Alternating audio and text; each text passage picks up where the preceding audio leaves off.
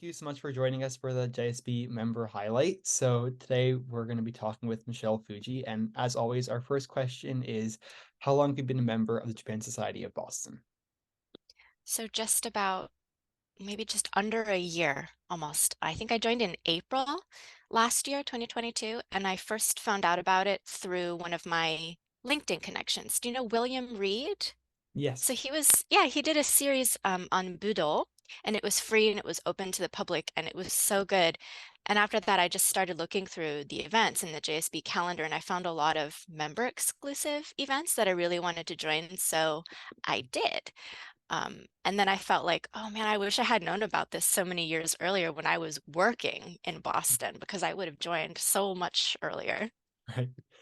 So I suppose that sort of is like what drew you to JSB, but do you think that in terms of like describing yourself and what you're passionate about, there are sort of any connections with that?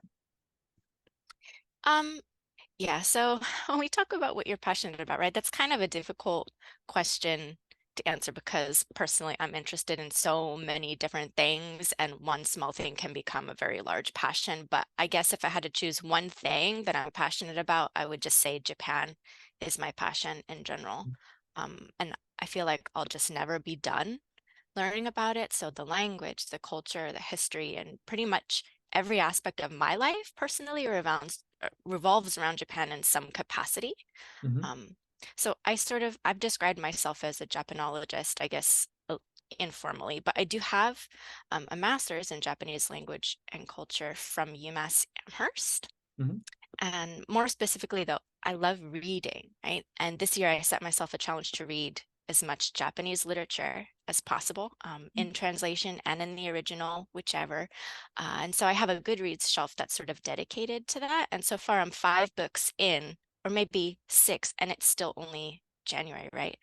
Yeah. So maybe I'll have 100 books by December. But I'm shifting my Japan-focused interest a little more into the realm of Japanese mythology. Hmm. So maybe I'm passionate more about Japanese mythology than anything else right now. And I'm excited for my next read, my next book, which just came out. And it's, do you know Joshua Friedman? He wrote a book last year that was called The Japanese Myths, A Hmm. Guide to Gods, Heroes, and Spirits. So Hmm. maybe that'll be my new passion this year. That's actually very interesting. I've made it my goal to sort of work through the Tale of Genji, which in the English translation for certain. So yeah, it's definitely very interesting. But I'm curious, are there any like JSB programs that do you think are like related to those interests? Like maybe one of like your favorite event or just like long-standing program that recurs from JSB that relates to that? Well, I'm glad you mentioned the Tale of Genji because that discussion group is the number one reason I joined JSB, actually. So I read it first in grad school, and I TA'd a course for Doris Bargan, who's the premier Genji scholar, right? Hmm. And it took up a lot of my headspace, and I just loved it. And I did not expect to love it. Hmm. Um, but I also loved talking about it. But there's a very, I think, small group of people who love talking about a book that's 1,300 pages long, in Right. translation. It's massive, right? Mhm. So the Tale of Genji discussion group has been a really wonderful opportunity for me because I've never been a part of like a book club or a reading Mhm. group before, but I really, really enjoy these discussions. It's almost like, in a way, going back to school and joining a focus group within a class. So just like a really small group of people who really want to learn more about the tale of Genji. And not just that, but I've met so many wonderful people in this group. Our last meeting is actually coming up in February, and I'm really sad to see it end. I think we all are, because we have read the whole book cover to cover. Right. Usually when people read it, or they pick up an abridged version, or when it's taught in school, it's really difficult to cover in just one semester, so they tend to Right. skip certain chapters. But we read the whole thing, right? Mhm. And a lot of us are even really keen on continuing in the group even after the formal JSB meetings are over. Right.